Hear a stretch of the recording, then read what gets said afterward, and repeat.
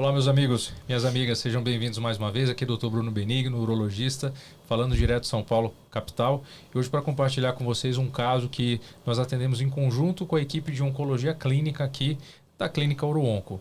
É um paciente jovem de 59 anos que descobriu o câncer de próstata de uma forma muito agressiva, que já mostrava uma ruptura da cápsula da próstata, e o objetivo desse vídeo é mostrar para você como às vezes, e muitas das vezes, nós temos que trabalhar em conjunto com a equipe da oncologia clínica, não só cirurgia. E para me ajudar nessa tarefa, eu tenho o prazer de receber a oncologista aqui da Clínica Uruonco, doutora Lígia Toledo Benigno. Boa tarde, obrigada pelo convite. Legal, maravilha. A Lígia também tem um projeto que eu super recomendo para você visitar, que é o Instituto Care Life, Care Life. Basta digitar aí no YouTube. O que é o Instituto Care Life, Lígia? O Instituto, na verdade, foi criado por mim e pela doutora Carla Dias, também oncologista, e nosso objetivo é informar melhor os pacientes. Nosso objetivo é ser fonte de informações para os pacientes, tanto do ponto de vista de prevenção, quanto de qualidade de vida dos pacientes oncológicos. Então, você, paciente oncológico ou familiar de paciente oncológico, te convido para seguir o nosso canal. A gente está presente no YouTube, onde a gente posta semanalmente os nossos podcasts sobre assuntos variados dentro da oncologia. E a gente também tem convidados para falar a respeito dos temas. E também te convido para seguir nossas redes sociais no Instagram. Instituto Care Life, no Instagram e no YouTube. E também tem o meu pessoal, doutora Lígia Toledo e a doutora Carla Dias. Maravilha. Bom, agradecendo vocês que já nos acompanham, os membros aqui do canal. Muito obrigado pela interação de todos aqui. O canal só cresce. Bom, antes de mostrar para vocês esse caso em detalhes, eu queria primeiro falar alguns detalhes importantes. O rastreamento do câncer de próstata deve ser feito anualmente, todos os homens a partir dos 45 anos. E se você tem um pai ou um irmão ou é um homem de raça negra, tem que começar o rastreamento aos 40 anos de idade. Isso vale para todo mundo. O rastreamento é feito com exame de PSA, exame de toque retal. Se um desses exames trazem alguma alteração, você vai para a segunda camada, que é a ressonância magnética. Se isso ainda está alterado, você vai para a terceira camada, que é a biópsia, que é a única fonte, a única forma de fazer o diagnóstico do câncer de próstata. E aqui eu tenho o histórico desse paciente. Ele tem 59 anos, é um paciente rígido, que até maio de 2023 o PSA dele era 0,94. Lembra que o normal é até 2,5. E ele perdeu o acompanhamento por 2 anos. Ele ficou 2024 até 2025, quando ele foi repetir um PSA e deu 12. E aí o PSA dele, claro, causou um estranhamento, fez um ultrassom, fez o exame de toque e já tinha um nódulo. E chamava a atenção que esse paciente tinha uma testosterona baixa, de 250. Então, provavelmente ele já vinha com uma testosterona baixa lá atrás. Isso estava mascarando o resultado real do PSA dele. E aí, ele já havia feito uma ressonância magnética que mostrava uma próstata aumentada de 79 gramas. O normal é até 25, 30 gramas. E um nódulo suspeito, infiltrando a base da bexiga e a lateral da próstata. Então esse nódulo causou muita suspeita. A imagem da ressonância é essa aqui que eu vou projetar para vocês, mas no próximo slide, para ficar mais claro essa analogia, eu queria mostrar para vocês, do ponto de vista do urologista, o que é o normal e o que é o alterado. Foquem basicamente aqui nessas duas imagens. Desse lado, aqui do lado esquerdo da tela, vocês estão vendo aqui a próstata, o contorno dela completo, tá? Essa parte mais branca é a parte de fora da próstata, parece uma ferradura. A próstata ela está cortada aqui como se fosse um gomo de uma laranja. E essa parte que vocês estão vendo aqui, ó, que a gente chama de imagem de miolo de pão, é a parte benigna da próstata que abraça a uretra. Então, essa parte de fora branca e essa parte de dentro que é a parte do adenoma, que é o que cresce. Percebam que essa parte branca ela tem que estar completamente homogênea, ela não pode ter manchas, nódulos, nada diferente. Só que quando a gente olha aqui para a próstata do nosso paciente, ó, percebam essa área bem aqui, ó. Percebam essa área do lado direito, essa mancha. Isso aqui é uma mancha que a gente chama de perda de sinal. E mais essa outra área aqui, ó. Olha só, vejam, toda essa região foi tomada pelo crescimento do câncer de próstata. Posso desenhar aqui vários focos dentro da próstata desse paciente. E percebam que bem aqui nessa região tem uma perda de continuidade da cápsula. Então a gente não vê mais essa linha, vejam, essa linha que vem bem daqui, ó, ela tinha que estar contínua, e aqui ela se perde.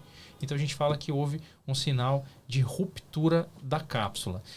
Isso é muito importante, porque toda vez que a gente vê uma lesão como essa, a suspeita principal é de que haja um câncer de próstata, principalmente pela classificação chamada PIRADS. E eu vou já chamar a Lígia para essa discussão, porque até então, Lígia, geralmente essa conversa está aqui entre nós urologistas, né? Não vem para oncologista. Não vai para o oncologista, porque o paciente não tem diagnóstico, a gente ainda está conduzindo o caso, e aí eu vou indicar, foi o que eu fiz, a gente indicou a biópsia de próstata para esse paciente. Lembrando que ele não acompanhava conosco, então ele veio para uma segunda opinião já com o diagnóstico. E nesse resultado da biópsia, percebam aqui, ó, todos os fragmentos, então, foram retirados aqui, se eu não me engano, 14 a 16 áreas. E olhem só esses números aqui, ó. Isso aqui é muito importante. A escala de Gleason. Isso é uma agressividade alta, né, Lígia? Altíssima. A gente sabe que a escala de Gleason é uma classificação da diferenciação celular do tumor, né? Que vai de 1 a 5. E aí esse número 5 mais 5 é porque o 5 era o mais indiferenciado, que 1 é bem diferenciado, e o 5 é o pior, é o mais agressivo e o mais indiferenciado, que demonstra a agressividade do tumor. E quando ele coloca essa somatória 5 mais 5, é que o primeiro fragmento, os fragmentos mais incidentes na biópsia, em primeiro lugar, eram os mais indiferenciados, e em segundo lugar, também os mais indiferenciados. A somatória é 10. O 10 é o mais agressivo e o mais indiferenciado. Quando você vê a somatória 4 mais 5 ou 5 mais 4, é porque naquela amostra o mais incidente foi a classificação 5 do Gleason e o segundo mais incidente, 4. Então, ele faz a somatória de 5 mais 4, que é igual a 9.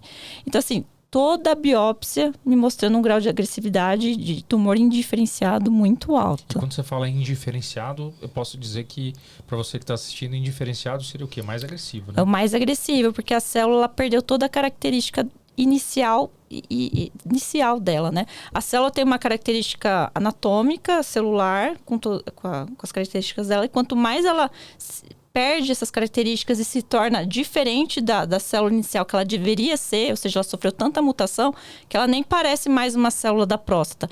E isso é uma célula indiferenciada que confere maior agressividade. Sim. Isso é muito importante, porque eu falo que o câncer é como se fosse a gente pode fazer uma analogia de um tecido normal, tecido bonito com uma cor só. E o câncer vai formando um padrão de mosaico, né? É, uma mancha, né? Uma mancha, várias manchas. Que é o que a gente viu no exame de imagem. É uma mancha que vai invadindo outras estruturas. Isso dá a característica de um câncer invasivo, então, né? Quanto mais aquele tecido que você está vendo, né? Imagina esse tecido aqui. Quanto mais diferente do original ele parece... mais agressivo ele é. Então, por isso que a gente fala de diferenciado ou indiferenciado. Então, e quanto mais indiferenciado, tem uma característica, né, Lígia? Eu acho que fala muito a respeito desse caso.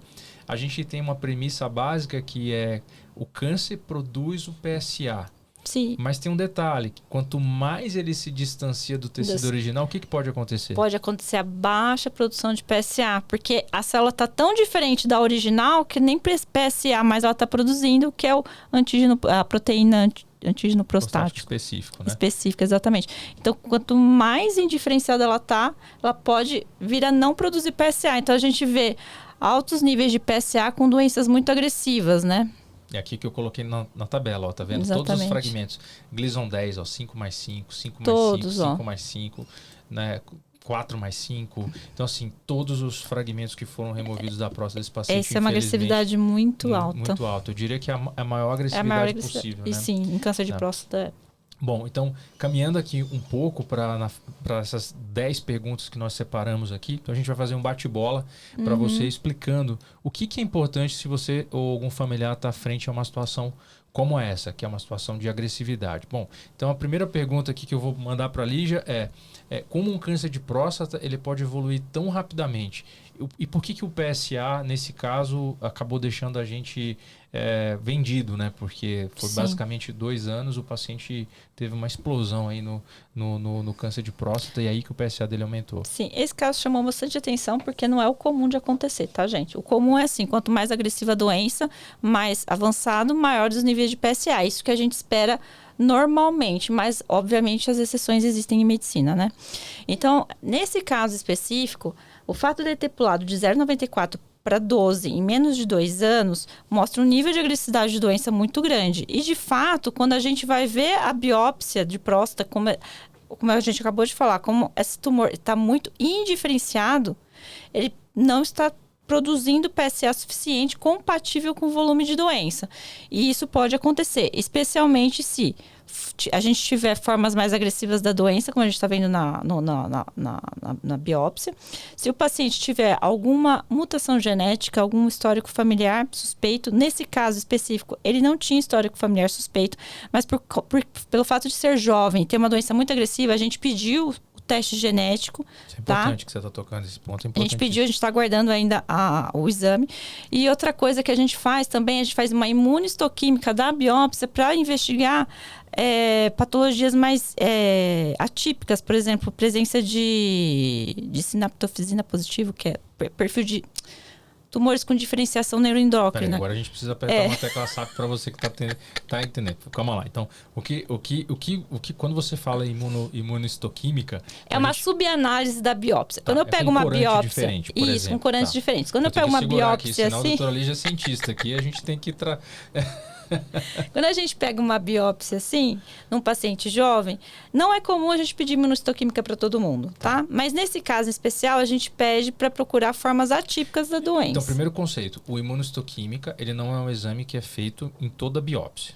Não necessariamente. Não necessariamente. Não. E a gente vai pedir nesse cenário para saber se ele é mais agressivo do que ele parece. Sim, às vezes tem alguma histologia expressa, algum marcador imunistoquímico que me mostra que vai responder a alguma quimioterapia específica no futuro. Entendi. Então, tá? ele pode Esse é o motivo. É como se eu quisesse saber o nome, o sobrenome, o terceiro e o quarto nome do tumor. Exatamente. Porque isso vai me mostrar estratégias de tratamento no futuro. Okay. É para isso. E também vai me mostrar que que se tiverem presentes essas alterações histológicas, imunistoquímicas, ele vai ser um tumor mais agressivo ainda. Ele vai conferir maior agressividade e resistência ao tratamento hormonal. Tá, então é importante. Então ele vai me dando sinais para eu montar o meu quebra-cabeça, para eu traçar uma estratégia de tratamento para o paciente.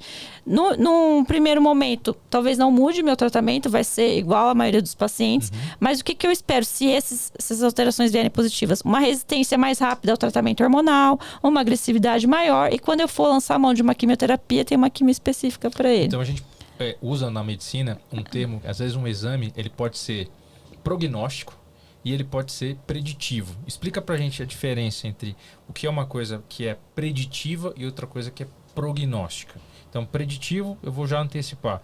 Ela pode dizer para o médico que o paciente pode responder mais a um tratamento A do que um tratamento B. E prognóstico? Prognóstico, ele vai me mostrar qual é a chance de evoluir mal ou não. Ou melhor, né? Ou melhor. Ele vai me dar respostas do que eu posso esperar para aquele paciente. Nesse caso, por exemplo, se esse exame também pode ser prognóstico, porque se viesse esses marcadores alterados, que poderiam vir, ele me daria um prognóstico pior, ou seja, esse paciente teria maiores chances de evoluir pior na decorrência do tratamento. E a vantagem é que nessa imunistoquímica o paciente não precisa ser submetido a uma nova biópsia. Não, né? é só do mesmo material que foi feita a biópsia, a gente já faz essa imunistoquímica e já avalia. Mas a gente não solicita de rotina, tá? Em próstata. Tá certo. Bom, próxima pergunta está com você. Tá aí, na tela. Aham. Dr. Bruno Benigno, PIRAD5 de alto risco. O que significa isso pra gente na prática? O que faz você mudar a conduta? Boa pergunta. Bom, o PIRADS é uma classificação que foi importada da mama. Na verdade, é uma padronização, a gente pode dizer. Que é como se os médicos radiologistas do mundo inteiro se reuniram e falaram assim, olha, existem uma quantidade enorme de nódulos possíveis dentro da próstata, mas a gente precisa concordar quais são os nódulos que são perigosos e quais os nódulos que são menos perigosos. Para quê? Para ajudar o médico a decidir quem vai ou não fazer uma biópsia. Então a ressonância, ela não é obrigatória antes de uma biópsia, mas se disponível, ela é muito útil. Então o PIRADS é uma classificação que vai de 1 até 5. Então toda vez que o médico está dando um laudo de uma ressonância, ele vai olhar e achou o nódulo. Achei. E aí ele tem que responder, esse nódulo, qual a chance dele ser ou não câncer? E para isso ele vai dar uma nota, né? que é a classificação de PIRADS, que vai de 1 até 5. Quando o PIRADS é 1, a gente fala que o tecido da próstata está normal. Quando o PIRADS é 2, a gente diz que é um aumento benigno da próstata, uma prostatite. Quando o PIRADS é 3, ele está na dúvida. Chance de ser câncer, 15%, dependendo da série. PIRADS 4, a chance já vai para 35%. E o PIRADS 5 pode chegar até 85% de chance. Então, a classificação de PIRADS, ela pode às vezes desempatar. Às vezes eu estou diante de um paciente que tem um PSA ali nem alto nem baixo, o toque dele é normal, mas eu faço a ressonância e acho um PIRADS 4. Então, esse paciente eu posso antecipar o pedido de uma biópsia e posso até chegar num diagnóstico mais precoce. Então, nesse caso do nosso paciente, a classificação dele foi a classificação máxima de suspeita. Foi um PIRADS 5. Então, ali, zero dúvida que tinha que pedir uma biópsia no caso desse paciente. Agora uma dúvida minha para você, Bruno, independente disso. Por exemplo, para ele, esse paciente que ele tinha um PSA de 0,9 há 1 ano e meio atrás, correto? Tá. Teria alguma característica naquele exame, ou algo que teria te chamado a atenção, que faria você repetir o exame antes do programado? Porque ele coletou 1 ano e meio depois e já estava assim. Teria alguma coisa que teria te chamado a atenção e feito você coletar isso antes? Porque... Sim, e aí essa importância do toque retal. Porque se ele chegasse 1 ano e pouco atrás, provavelmente ele já tinha esse nódulo em formação. Então, é isso que a gente explica. De cada 10 homens que diagnosticam, de cada 100 homens, vai dar mais ou menos a mesma proporção. De cada 100 homens que diagnosticaram câncer de próstata hoje, a gente sabe que 30 deles, isso pode chegar até 40%, o toque estava totalmente normal. Mas geralmente esses homens tinham PSA alterado. Quando você vai para uma população de homens que tem um PSA normal, esse número cai drasticamente. De cada 100 homens que tem o PSA normal, cada 100 homens... Lembra que eu falei que no primeiro grupo eram 100 homens com PSA alterado, em torno de 30 deles têm câncer. Tá. Certo? Agora, se eu pego um grupo de 100 homens com PSA dito normal, que é até 2,5, a chance de eu encontrar um câncer de próstata é de 5%. Só 5%. Então, a probabilidade de um homem ter um câncer com PSA normal é menor, mas ela não é zero.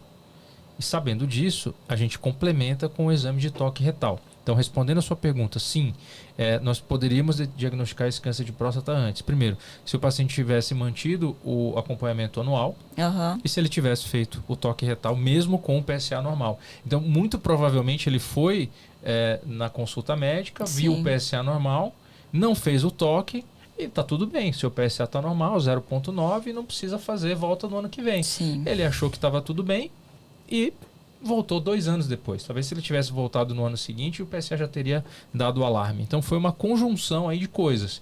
De um lado, o paciente e o médico ficaram confortáveis em não fazer o toque, provavelmente, e acabou que a gente perdeu o diagnóstico. Por isso que é muito importante. O PSA, ele só fala de probabilidade de existir. Se o PSA é alterado, essa probabilidade pode chegar até 30%. Se você tem um PSA e uma ressonância alterada, a sua probabilidade, que era de 35 em cada 100, sobe para 85, 90 em 100. Se você tem um PIRADS 5 e o PSA alterado. Agora, se você tem um PSA normal e uma ressonância normal, o seu risco não é zero, lembra? 5 em cada 100 ainda vão ter câncer de próstata. Então, isso é um jogo de estatística. Um teste não exclui outro. Com certeza. Tá? Bom, agora é a minha vez de perguntar para você. Esse paciente, ele veio com uma agressividade Gleason 10, né? Então 5+5. Então você já até deu aqui uma noção de agressividade, tá claro, o prognóstico. Mas eu queria que, antes disso, de falar de prognóstico, a gente falasse um pouco de estadiamento. Primeiro explica o que é o estadiamento, que vem depois do diagnóstico, para as pessoas entenderem o que é estadiar um paciente com câncer. Toda vez você, paciente oncológico, quando você faz um diagnóstico de câncer, o oncologista vai te solicitar exames de screening. Para quê? Para avaliar a extensão do problema. Se ele está localizado no tumor, no órgão inicial onde se originou a doença, ou se ele já se disseminou para outros órgãos ou linfonodos. Então, nesse caso, como o tumor já era muito agressivo, localmente avançado, que a gente viu pela ressonância, a nossa indicação aqui de realização de um PET de PSMA, que tem um marcador, cujo marcador que é realizado no exame, ele é específico para captação de PSA, tá? Então, é um exame muito específico para pacientes portadores de câncer de próstata. E esse PET, ele vai fazer um screening do corpo todo e vai avaliar se existe ou não células tumorais desse câncer em outros órgãos. Isso mudaria, então, a nossa classificação e isso está diretamente relacionado ao nosso tratamento. Por exemplo, se uma doença é localizada, a tendência de tratamento geralmente vai ser cirúrgica ou radioterapia com hormônio, o tratamento ele vai ser localizado e o paciente tem grandes chances de cura. Se eu tenho uma doença avançada, disseminada para outros órgãos, então o tratamento geralmente é sistêmico e a gente avalia também o volume de doença extraprostática, porque daí muitas vezes também pode ter indicação de tratamento do tumor primário, né, em alguns casos. Mas se for uma doença de alto volume, às vezes vai para terapia tripla. Se for uma doença de baixo volume metastático, vai para uma terapia com bloqueio androgênico, né? Então isso vai... o estadiamento, a classificação do paciente no estadiamento, que vai de 1 a 4, ela está diretamente relacionada com o nosso tratamento, nosso planejamento de tratamento para esse paciente. Está claríssimo. Então, de certa forma, estadiar o paciente, a gente tem duas... a gente pode ter duas informações, né? A predição de se ele vai responder bem ao tratamento A, B ou C, e o prognóstico também, né? E aqui, já fazendo outra pergunta para você, a gente sabe que tem uma linha a partir da qual, infelizmente, hoje, em 2025, a gente não consegue curar o paciente, né? Sim. No estadiamento. Então, basicamente, o câncer ele tem 4 estágios. Você pode listar para a gente, e a partir de qual estágio o câncer não é curável mais? 4 estágios. O primeiro, o tumor está localizado só na glândula, dentro da glândula. O segundo, ele já tem uma disseminação linfática mais localizada. Tem comprometimento de alguns gânglios, mas ainda está localizado. Terceiro, já tem comprometimento no câncer de próstata. Quando a gente compromete gânglios extraprostáticos, já é 4, né? Uhum. Então, a doença... Já 3. Extraprostático é 3? Extraprostático 3, e se o gânglio estiver só na pelve. E se ele estiver fora mais fora alto, da pelve já é como 4. Exatamente. Isso. Então, isso influencia diretamente o tratamento, porque de 1 a 3 é potencialmente curável essa doença. De 1 a 3. Por quê? Porque ela ainda está localizada na pelve, na próstata. Uma vez que ela dissemina e se torna um estadiamento 4, as chances de cura são baixíssimas, né? Por quê? Porque já tem disseminação celular circulando por esse organismo, nesse corpo. Então, a gente realmente precisa lançar mão de terapias sistêmicas. E aí, nesse caso, são terapias que agem no corpo inteiro e o objetivo mais é frear o crescimento da doença. Frear o crescimento e até reduzir. E talvez, quem sabe, se ele reduzir muito, de acordo com o volume tumoral dele, a carga tumoral dele extraprostática, a gente ainda pode irradiar o tumor primário. Irradiar seria radioterapia. Radioterapia só, mas não está mais passível de cirurgia. Tá, então só para organizar para vocês, assim, ó, se a doença está só na próstata, tá? Só na próstata. Geralmente, a gente consegue curar os pacientes só com a cirurgia ou com radioterapia em 70% a 75% das vezes, tá?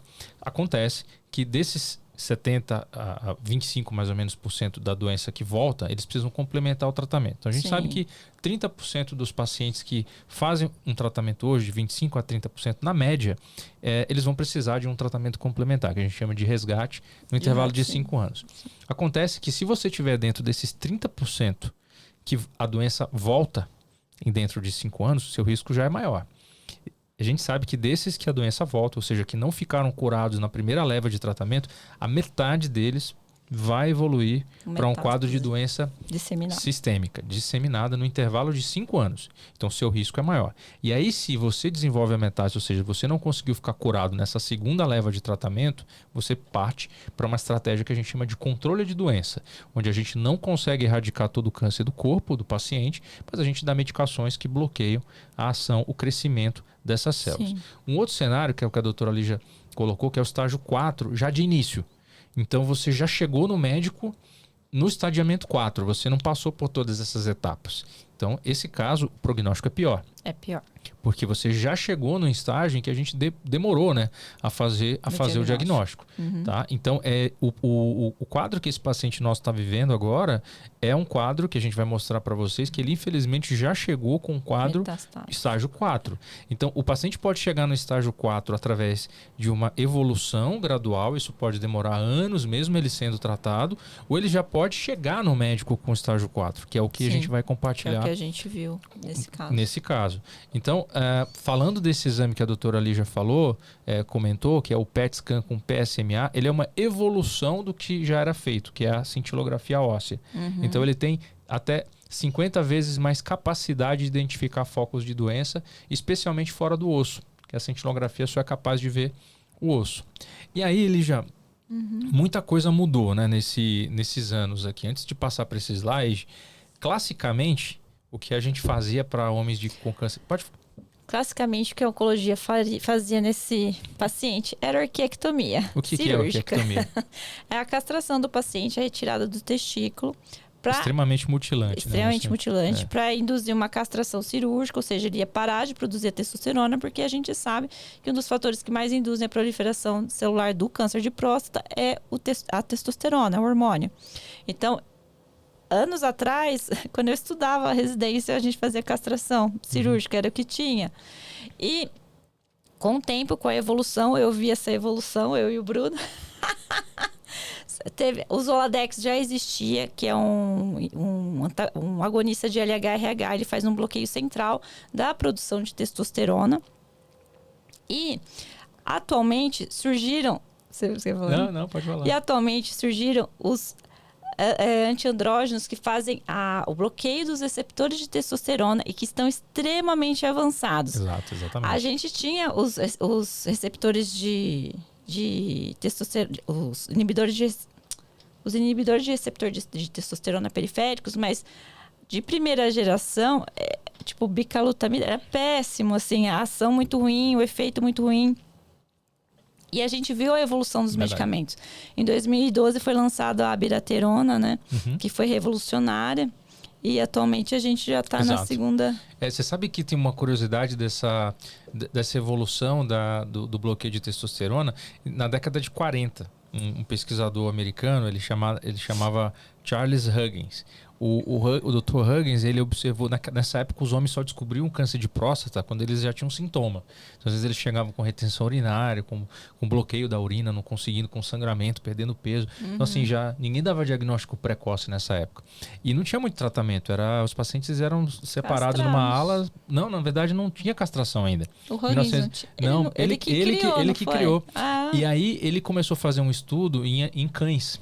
E aí ele viu que quando tirava o testículo dos cães, eles melhoravam do câncer de próstata. Então ele fez em cães. E ele fez a hipótese, se a gente fizer a mesma coisa em seres humanos, olha só que loucura. Se a gente fizer a mesma coisa em seres humanos, vai melhorar. E aí ele fez o primeiro experimento dele, com aproximadamente, foram 32 pacientes.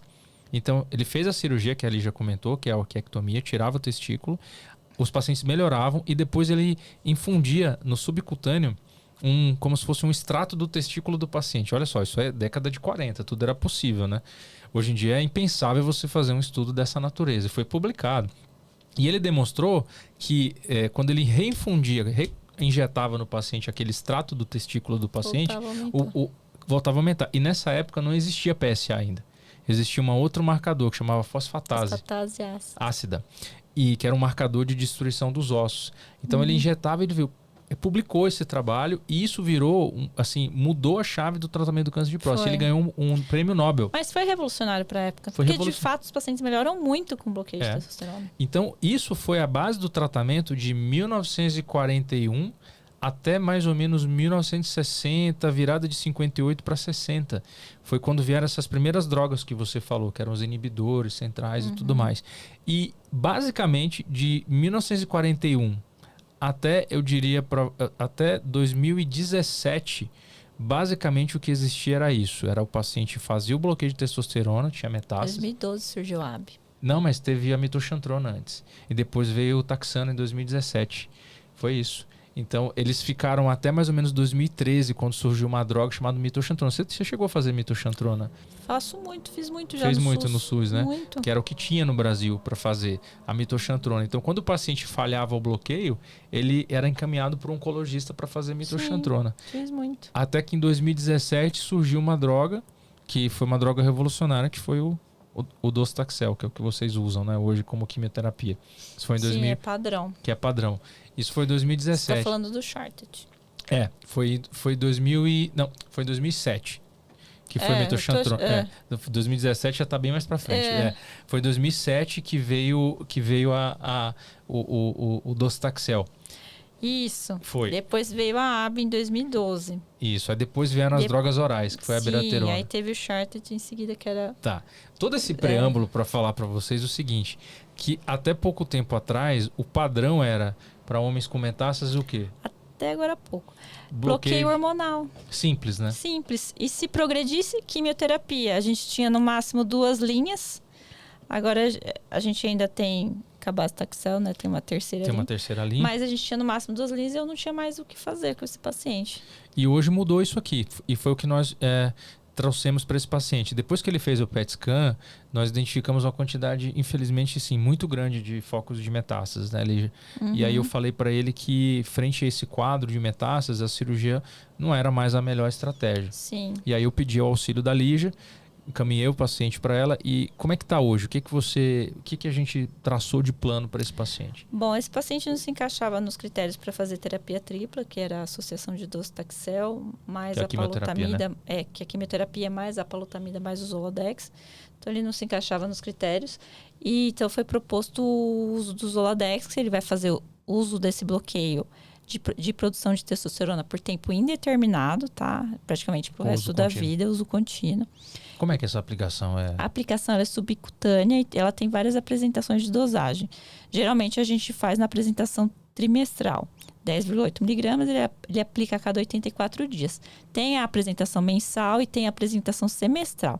Eu particularmente prefiro a trimestral. Tá. Pra ter mais segurança. Cai o cabelo essa? Não acontece nada. O que o paciente vai sentir?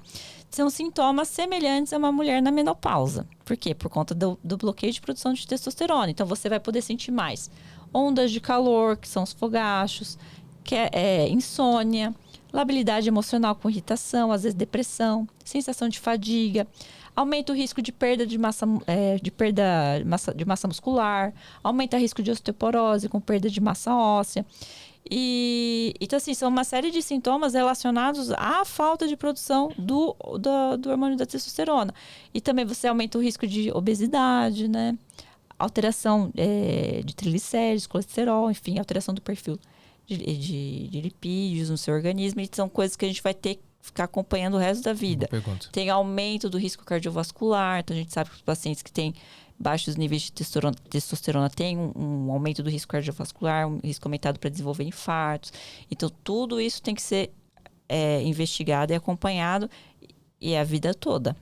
E além dessa medicação, que a gente chama de medicação de fundo, ele recebeu um bloqueio, que é uma droga nova. Existem basicamente 3 drogas novas nesse cenário que podem ser usadas juntos com esse bloqueador de testosterona central e que a gente chama de bloqueadores de testosterona periféricos. A mais antiga delas, mais antiga é maneira de dizer, né? A abiraterona, ela inibe a produção pela glândula adrenal e pelo próprio tumor e pelo testículo. Nós temos a enzalutamida, né? Nós temos também a darolutamida e nós temos a apalutamida.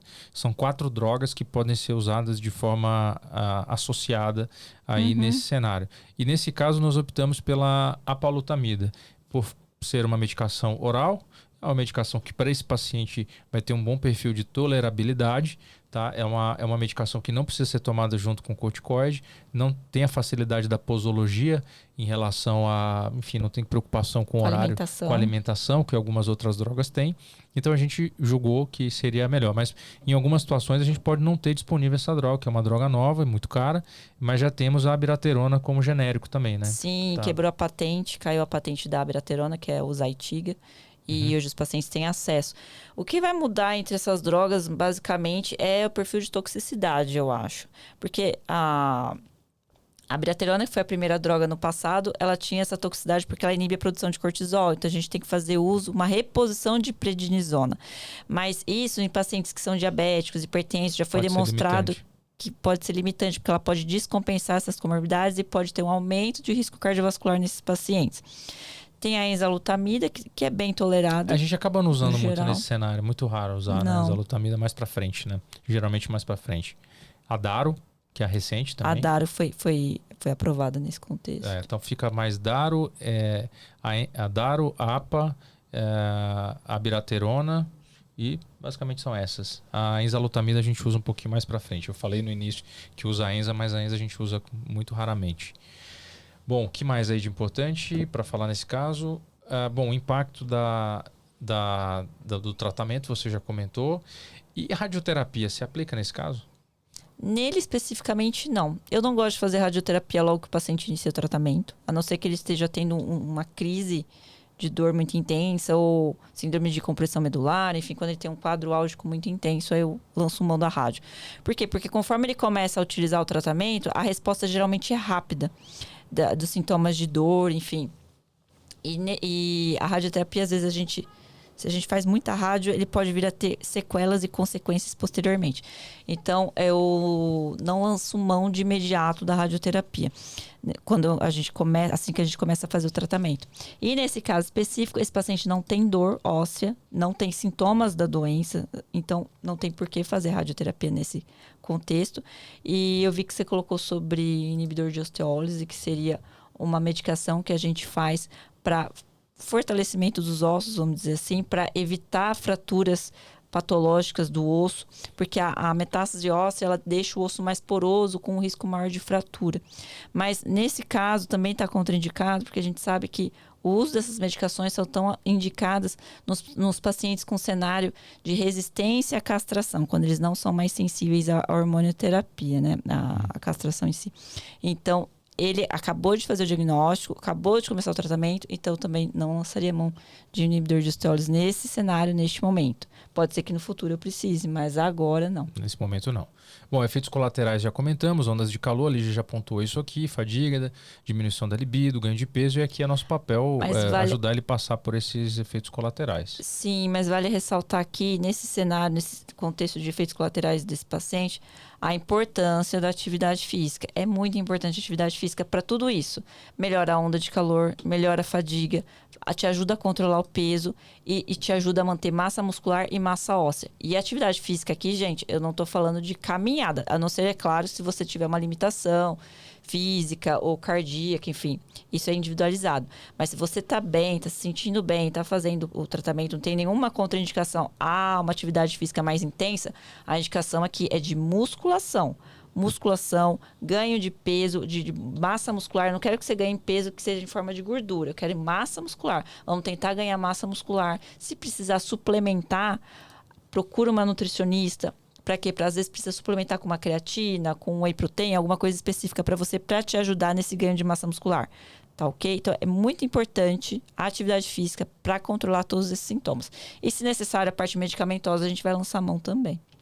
Bom, por último, a questão genética, acho que você já abordou nesse caso, que é muito importante, pedir o painel genético, né? Com certeza. E o que esse painel genético, para finalizar, vai ajudar você nesse momento e no futuro na condução do caso desse paciente? Nesse momento, ele só vai me mostrar se vier positivo para algum tipo de mutação, especialmente BRCA1 e 2, ele vai me mostrar que ele pode se tornar resistente à hormonioterapia mais rápido, se tiver alguns tipos de mutação. É isso que vai me mostrar, mas nesse momento, do ponto de vista de tratamento, ele não vai modificar nada.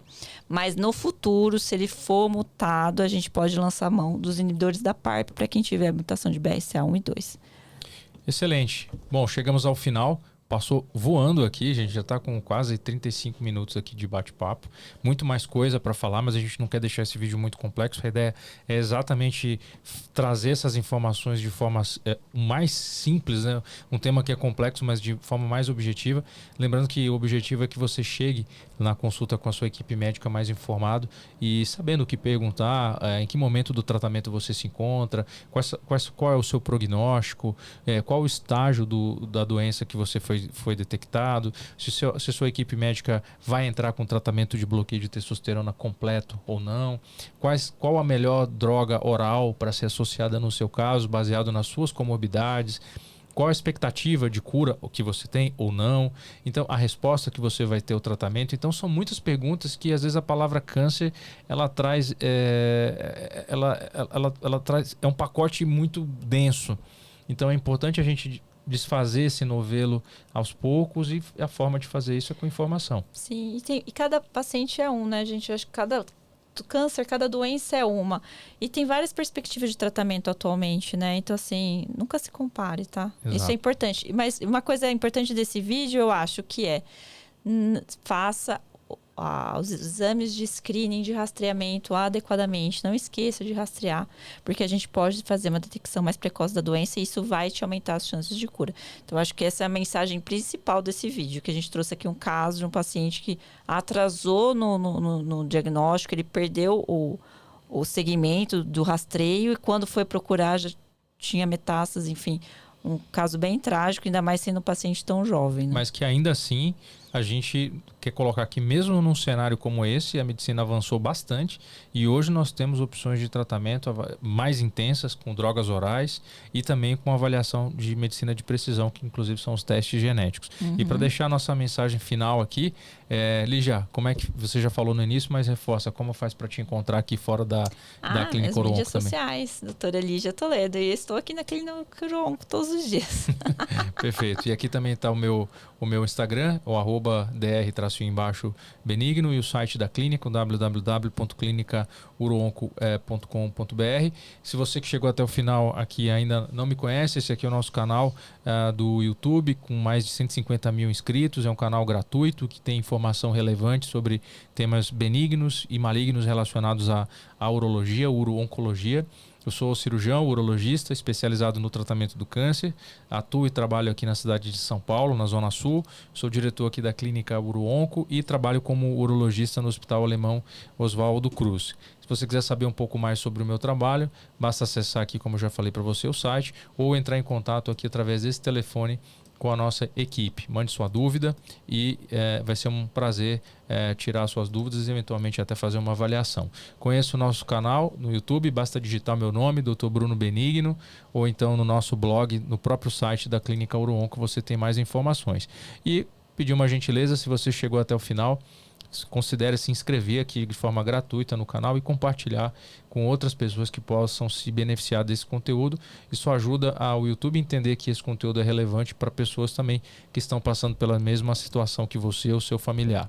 E temos uma brincadeira aqui no canal, que quem chega até o final coloca a palavra mágica aí, que é a senha para eu saber que você chegou até aqui, e coloca jogo da velha, né, esse tracinho, câncer de próstata, tudo junto, e coloca aí a sua pergunta, compartilha o seu caso. A gente vai ter o prazer de ler comentário por comentário. Quem sabe a sua dúvida pode gerar aqui uma ideia para um próximo vídeo. Tá aqui o nosso canal, o código de barras joga você direto aqui no canal.